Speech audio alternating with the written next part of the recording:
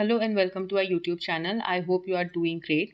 Last video में हमने Karl Marx का बेसिक इंट्रोडक्शन देखा था एंड हमने ये समझा था कि कार्ल मार्क्स बहुत ही ज़्यादा इन्फ्लुएंस हुए थे हीगल के आइडियाज़ से। हमने हीगल के आइडियाज़ को समझने की कोशिश की है, जहाँ पर हमने उनका आइडियलिज्म देखा था, डायलेक्टिक आइडियलिज्म देखा था एंड किस तरह से वो आइडियाज़ को बहुत ज़्यादा इंपॉर्टेंस देते थे। आज की वीडियो में हम देखेंगे कि किस तरह से मार्क्स ने उनकी आइडियाज़ को थोड़ा सा अपना ट्विस्ट देकर अपनी थ्योरी को दिया है। सो द फर्स्ट थ्योरी जो उन्होंने दी है वो है अबाउट डायलेक्टिक मटेरियलिज्म। हीगल का मानना था कि जितने भी चेंजेस सोसाइटी में होते हैं, जो भी डेवलपमेंट होती है, वो because of the mind, because of the ideas होती है। जितने भी जो रियलिटी है उसकी फाउंडेशन आइडियाज़ है, आइडियाज़ पर ही सब कुछ बेस्ड है।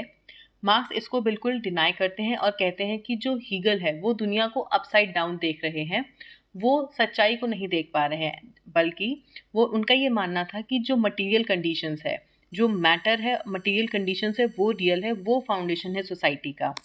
अकॉर्डिंग टू मार्क्स, जो हमारी कॉन्शियसनेस है, जो हमारे आइडियाज़ हैं, वो भी डेवलप होते हैं अकॉर्डिंग टू आवर एनवायरनमेंट। हम किस कंडीशन में हैं, किस सिचुएशन में है, वो हमारे आइडियाज़ को डेवलप करता है और उसका ऑपोजिट नहीं होता है, वाइस वर्सा ट्रू नहीं है उसका। फॉर एग्जाम्पल, अगर आप एक पॉल्यूटेड सिटी में रहते हैं, सो अगर किसी दिन आप उससे निकलकर एक बहुत ही फ्रेश एनवायरनमेंट में जाते हैं, तो you feel that fresh environment very refreshing. आपको लगेगा कि ओ ऐसा भी हो सकता है, एक air can feel so refreshing too. लेकिन जो वहाँ ऑलरेडी रह रहा है उसके लिए वो बहुत ही कॉमन है, क्योंकि उसके लिए वो नॉर्मल है, वो दैट इज़ नेचुरल, आपके लिए नहीं है। सो आपके जो आइडियाज़ हैं वो आपके एनवायरनमेंट से शेप हुए हैं, आप किस कंडीशन में हैं वो आपके आइडियाज़ को शेप करता है। एंड हीगल का मानना था कि आइडियाज़ जो है वही सब कुछ शेप करता है, आपकी जितनी भी कंडीशंस हैं, जो भी एनवायरनमेंट में आप हैं, वो आपके आइडियाज़ से शेप्ड है, ऐसा हीगल ने कहा था। And marks rejected it. उनका ये मानना था कि मटेरियल कंडीशंस, जो हमारा एनवायरनमेंट है, वही हमारे आइडियाज़ को शेप करता है एंड वही जो है वो सोसाइटी का फाउंडेशन है। मार्क्स ने हीगल की फिलॉसफी को कहा था कि it is standing on its head, और उसने उसको सही खड़ा किया है and he made him see the conditions as they are, और बताया है कि किस तरह से मटेरियल कंडीशंस जो हैं वो मोर इम्पॉर्टेंट है देन द आइडियाज़। मार्क्स का ये मानना था कि मटेरियल कंडीशंस चेंज होती रहती हैं because of the internal contradiction.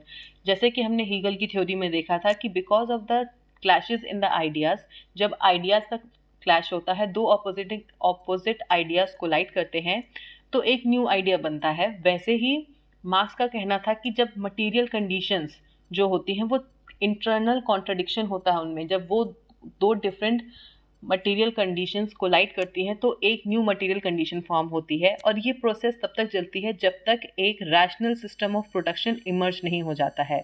And according two marks, जो रैशनल प्रोडक्शन सिस्टम है वो है कम्युनिज्म। जैसे कि हीगल ने बताया था कि जो स्टेट है वो अल्टीमेट ट्रुथ है, ये परफेक्ट स्टेट है, यही हाईएस्ट फॉर्म ऑफ आइडिया है, परफेक्ट ट्रुथ है। वैसे ही अकॉर्डिंग टू मार्क्स, कम्युनिज्म जो है वो perfect condition, rational system of production है। एंड ही बिलीव्ड कि यही मटेरियल कंडीशन जो है ये डेवलप होता है over the time by the constant struggle, internal contradictions of the material conditions in the society. Engels जो उनके फ्रेंड थे वो इस डायलेक्टिक मटेरियलिज्म को समझाते हैं यूजिंग 3 लॉज जो कि सोसाइटी को गवर्न करते हैं। These 3 laws are, first is transformation of quantity into quality. वो कहते हैं कि स्मॉल ग्रेजुअल चेंजेस जो होते हैं वही एक बड़े रेवोल्यूशन का कारण बनते हैं। छोटे छोटे चेंजेस जब सोसाइटी में डेवलप होते हैं, धीरे धीरे सिमर करते हैं, वही जो है वो एक बड़े रेवोल्यूशन को लीड करते हैं। फॉर एग्जाम्पल, जब हम वाटर को बॉईल करते हैं, सो हमें पता है कि वाटर का बॉइलिंग टेम्परेचर जो है वो 100 डिग्री सेल्सियस है। So up to 99 degree Celsius water जो है वो वाटर के ही स्टेट में है, लेकिन 100 के आने के बाद ही वो स्टीम बनने लगता है, it starts boiling. So it is very abrupt, but हम ये भूल जाते हैं कि जो उसमें छोटे छोटे चेंजेस ऑलरेडी हो रहे थे वो अचानक से ज़रूर हमें दिखा है सोसाइटी में, but there have always been small changes happening. छोटे छोटे चेंजेस ऑलरेडी कंटिन्यूस थे और वो हो रहे थे। सो ये था उनका transformation of quantity into quality. Next is interpenetration of opposites. वो ये कहते हैं कि ऑपोजिट जो है वो हमेशा एग्जिस्ट करता है सोसाइटी में। इस वर्ल्ड में कोई भी चीज़ प्योर नहीं है, उसका ऑपोजिट हमेशा उसमें एग्जिस्ट करता है और उसको इन्फ्लुएंस करता है। फॉर एग्जाम्पल आयरन जो है वो स्ट्रॉन्गेस्ट मेटल कहा जाता है उसको, it is known for its hardness. उसकी जो हार्डनेस है वही उसकी पहचान है। बट जो आयरन है वो भी हम उसको मेल्ट करके उसको सॉफ्ट बना देते हैं। It also has a softness because उसको हम कोई भी शेप दे सकते हैं। अगर वो हार्ड होता तो उसको कोई भी शेप देना ईजी नहीं होता, बट उसको हम शेप बना सकते हैं, उसको किसी भी शेप में ढाल सकते हैं। वो उसकी सॉफ्टनेस को दिखाता है। दैट इज़ जो हार्डनेस है और सॉफ्टनेस है वो एग्जिस्ट कर रहे हैं in the same thing. Just like a flower, a flower जो है वो बहुत सॉफ्ट होता है, soft to touch, but it holds the structure. वो अपने स्ट्रक्चर को होल्ड रखता है। अगर वो सॉफ्ट होता तो वो खिलता और बिखर जाता, बिल्कुल कोई अपने स्ट्रक्चर को होल्ड नहीं रख पाता। बट फ्लावर जो है वो अपने स्ट्रक्चर को होल्ड रखता है, जो कि उसकी हार्डनेस को दिखाता है। And thus it also shows the two opposing characteristics, that is softness भी दिखा रहा है और वो hardness भी दिखा रहा है। now comes the negation of negation। ये जो था वो उनका मेन प्रिंसिपल था। वो ये बताते हैं कि डेवलपमेंट जो होती है वो स्टेजेस में होती है और हर स्टेज जो है वो प्रीवियस स्टेज के नेगेटिव्स को हटाकर न्यू पॉजिटिव बनाती है। And finally there comes a time जब फाइनल ट्रूथ रीच हो जाता है। फॉर एग्जाम्पल जो सीड है, जब हम उसको पानी में डालते, जब हम उसको ज़मीन में सो करते हैं, उसको पानी देते हैं, वो सनलाइट जो सॉइल है उससे न्यूट्रिशन लेता है, सो वो स्प्राउट होता है। That is the first negation. जब वो स्प्राउट होता है तो सीड ने अपनी ओरिजिनल कैरेक्टरिस्टिक्स को लूज़ किया है एंड न्यू डेवलपमेंट हुआ है एक ट्री का। सो जो सीड का डेवलपमेंट ट्री में हुआ है वो एक फर्स्ट डेवलपमेंट है, फर्स्ट नेगेशन है, जो उसको चेंज कर रहा है, ट्री बना रहा है, एक डिफरेंट एंटिटी बना रहा है, एक क्वालिटेटिवली बेटर बना रहा है उसको। एंड देन जो ट्री है वो ग्रो करता है ओवर द टाइम, उसमें फ्रूट्स आते हैं, फ्लावर्स आते हैं एंड इवेंचुअली फिर से सीड्स बन जाते हैं। एंड फिर जब ये प्लांट ड्राई आउट हो जाता है तो जो बचता है वो होता है हमारे पास सीड्स। हम वापस से उसी जगह पर आ गए हैं but in a better way. अब हमारे पास एक सीड नहीं बल्कि बहुत ज़्यादा सीड्स हैं, बट दैट इज़ हम वापस उस पे आते हैं लेकिन एक हायर लेवल के स्टेज पर आते हैं। हमारे पास बेटरमेंट होती है सोसाइटी में। That is negation of negation. And marks कहते हैं कि यही जो लॉज हैं वो सोसाइटी को भी गवर्न करते हैं। जो क्लास कॉन्ट्रडिक्शंस होते हैं सोसाइटी में, जो क्लास कन्फ्लिक्ट्स होते हैं, वो ऐसे ही नहीं हो रहे हैं, वो भी इन्हीं लॉज पर बेस्ड हैं। जो कंडीशंस हैं, जो मटेरियल कंडीशंस हैं जिसकी वजह से इनइक्वालिटी क्रिएट होती है, वही क्लास कॉन्फ्लिक्ट का रीज़न बनता है, जो कि इन लॉज पर डिटरमाइंड है, इन लॉज पर ही बेस्ड है। और वो कहते हैं कि जब हम इन डायलेक्टिक लॉज को अप्लाई करते हैं सोसाइटी पर और हिस्ट्री पर, तो वो हिस्टोरिकल मटीरियलिज्म कहलाता है। डायलेक्टिक मटीरियलिज्म जो है वो मार्क्स की थ्योरी का फिलोसॉफिकल बेसिस है एंड जो हिस्टोरिकल मटीरियलिज्म है वो उनकी थ्योरी का एम्पेरिकल बेसिस है। दैट इज़ ये उनकी फ़िलॉसफी को समझाता है, क्या उनकी थॉट प्रोसेस है, जो फ़िलॉसफी है उनके आइडियाज़ के पीछे, वो एक्सप्लेन की गई है डायलेक्टिक मटेरियलिज्म में। And empirical, that is scientific जो उनका एक्सप्लेनेशन है, that is given by historical materialism. अब हिस्टोरिकल मटेरियलिज्म क्या है वो हम अब देखते हैं।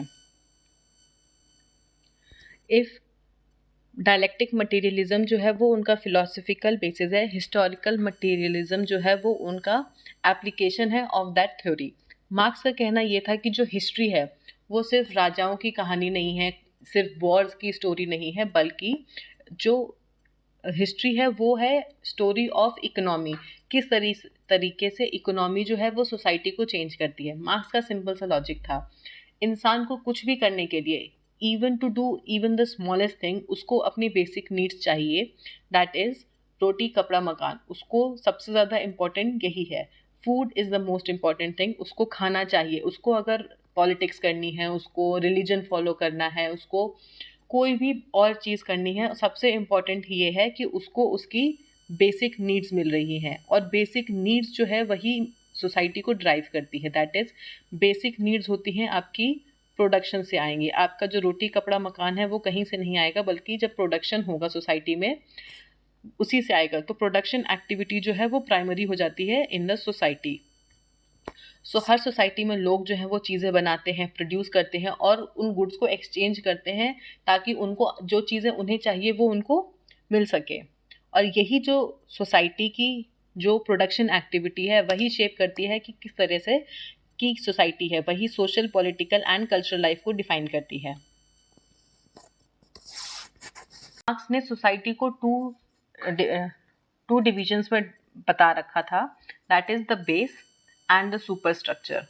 उनका ये मानना था कि सोसाइटी जो है वो टू डिफरेंट पार्ट्स में डिवाइडेड है, that is the base and the super structure.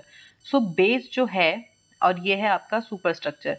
Base जो है, जो भी बेस में चेंजेस हो रहे हैं वो सब सुपर स्ट्रक्चर को डिफाइन करते हैं, ऐसा मार्क्स ने कहा था। एंड बेस में क्या क्या होता है, जो आपकी इकोनॉमी है, जो इकोनॉमिक प्रोडक्ट, जो इकोनॉमिक सिस्टम है उस सोसाइटी का, वो आपका बेस बनाता है।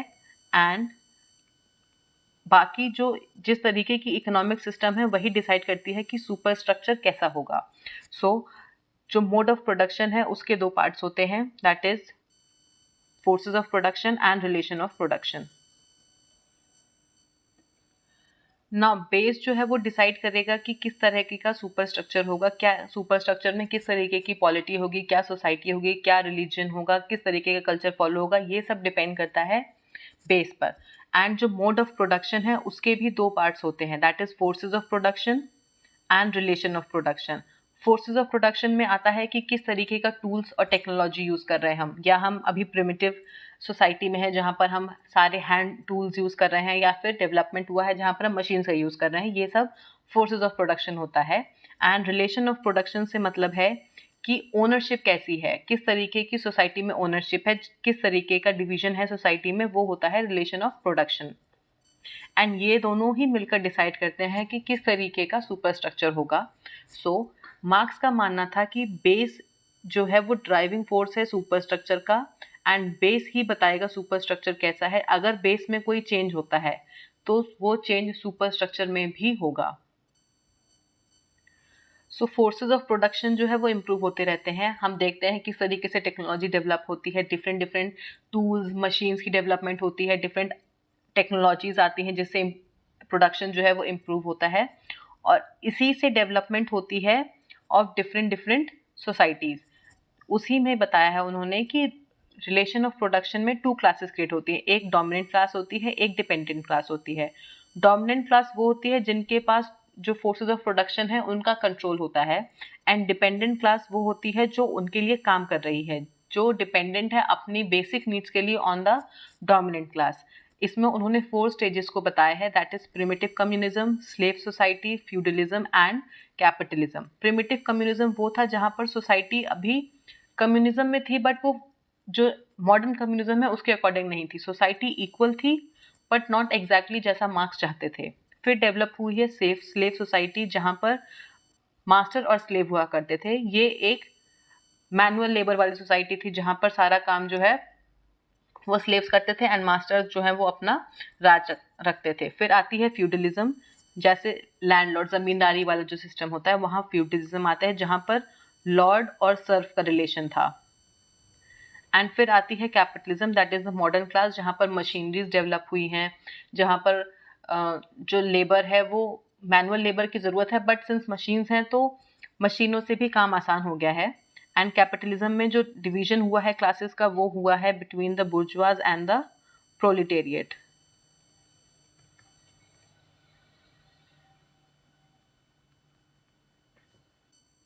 अब वो बताते हैं कि जब जब टेक्नोलॉजी में डेवलपमेंट हुई है, सो प्रीवियस जो टेक्नोलॉजी है और जो न्यू टेक्नोलॉजी है उन दोनों में क्लैश होता है।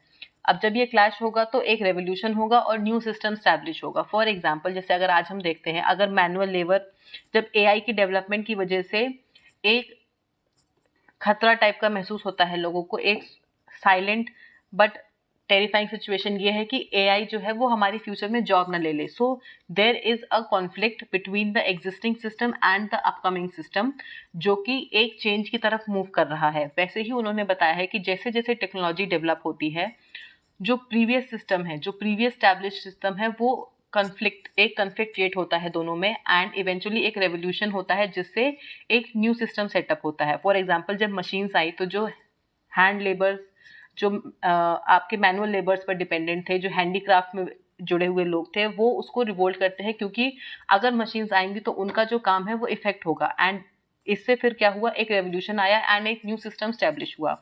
सो ये जो है ये चलता ही रहता है और यही थीसिस एंटीथीसिस होता है एंड फिर फर्दर जो है वो उसका सिंथेसिस हो जाता है। जब मार्क्स ने कहा था कि कैपिटलिज्म जो है वो फाइनल नहीं है, बिकॉज यहाँ पर जो है वो reason of the decline of capitalism जो है वो उसी में है, that is exploitation of the proletariat, exploitation of the working class. So ये बताते हैं कि यहाँ पर कन्फ्लिक्ट का रीजन एग्जिस्ट है तो इवेंचुअली ये भी कोलैप्स होगा, एक रेवोल्यूशन डेफिनेटली आएगा जो इसको भी खत्म करेगा and that revolution will lead to the establishment of a communist society. अब देखते हैं मार्क्स का most important unit, that is the theory of class struggle. Marx का ये कहना था कि क्लास क्या होता है। फर्स्ट ऑफ ऑल, क्लास एक कलेक्टिव आइडेंटिटी होती है ऑन द बेसिस ऑफ कि आप किस तरीके के सोसाइटी में किस पोजीशन पे है, on the basis of production. अगर आप प्रोडक्शन के जो फोर्सेस हैं, जो प्रोडक्टिव फोर्सेस हैं, उनको हैंडल कर रहे हैं तो आप डोमिनेंट क्लास में आएंगे। अगर आप उन पे डिपेंडेंट हैं, उनके लिए काम कर रहे हैं, तो आप उस डिपेंडेंट क्लास में बनेंगे। और वो ये कहते थे कि हर सोसाइटी में दो तरीके की क्लास होती हैं, टू ऑपोजिंग क्लासेस होती हैं, that is the dominant one and the dependent one, that is have and have not. ये दो क्लासेस एग्जिस्ट करती हैं और ये दोनों हमेशा एक दूसरे के ऑपोजिट में होते हैं क्योंकि इनका इंटरेस्ट जो है वो हमेशा एक दूसरे से अलग होता है एंड बिकॉज उनका इंटरेस्ट अलग होता है दे आर कॉन्फ्लिक्टिंग। इन्हीं में जब क्लैश होता है जिसकी वजह से आगे जो है वो रेवोल्यूशन आता है।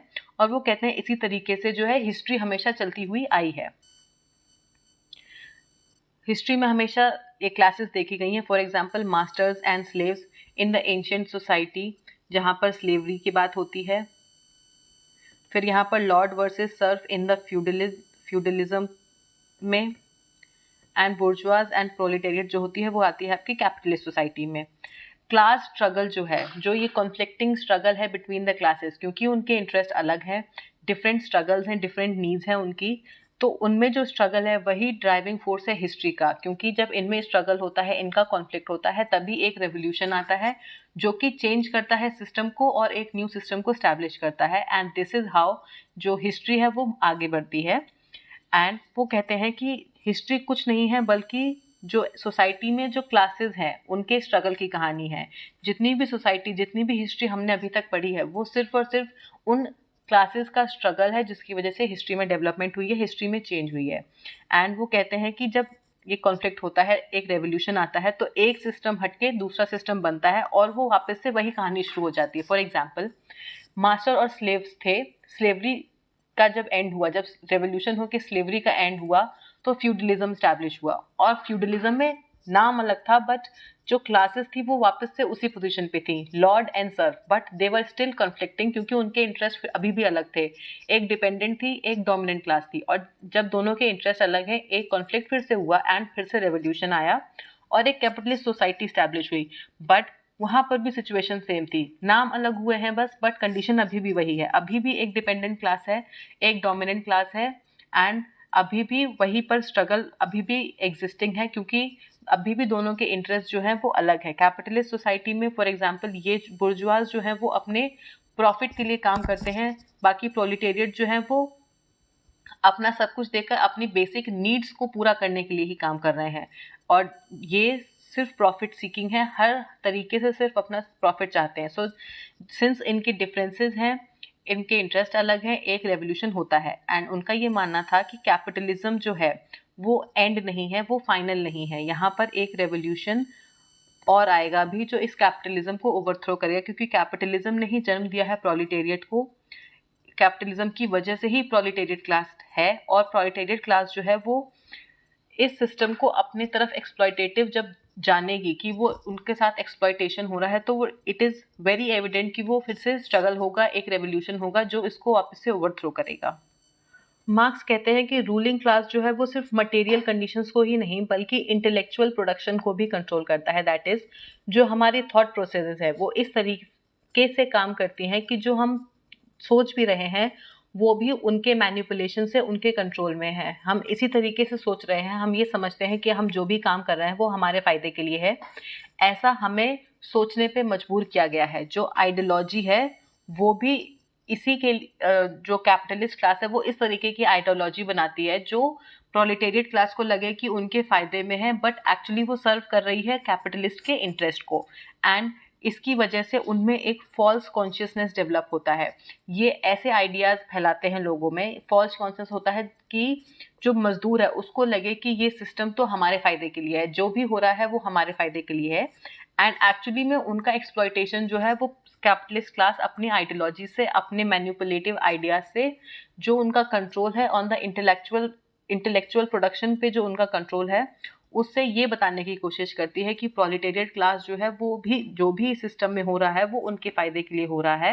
एंड दस सिंस उनके फायदे के लिए वो हो रहा है तो वो रिवोल्ट नहीं करेंगे एंड द सिस्टम कंटिन्यूज, उनका प्रॉफिट चलता रहेगा। बट ये फॉल्स कॉन्शियसनेस को क्रिएट करता है जहां लोग अपने एक्सप्लॉयटेशन को देख नहीं पाते हैं, समझ नहीं पाते हैं और सोचते हैं कि जो भी हो रहा है वो हमारे बेटरमेंट के लिए हो रहा है। बट मार्क्स का ये मानना था कि इवेंचुअली प्रोलिटेरिएट जो है वो रिवोल्ट करेंगे क्योंकि उनके अंदर रेवोल्यूशनरी पोटेंशियल है और इवेंचुअली वो इसको ओवरथ्रो करके एक सोशलिस्ट सोसाइटी बनाएंगे जहां प्रोडक्शन जो है वो कलेक्टिव ओनरशिप होगी प्रोडक्शन की, कोई एक क्लास उस प्रोडक्शन को कंट्रोल नहीं करेगा।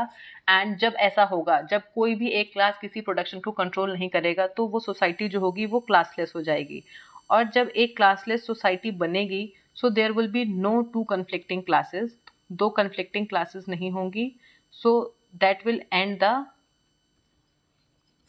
Class struggle. और यहीं पर हम अपने फाइनल ट्रूथ को पहुंचते हैं, यहीं पर जो है वो सिंथेसिस पे पहुंच जाते हैं, यही हमारा फाइनल ट्रूथ होता है।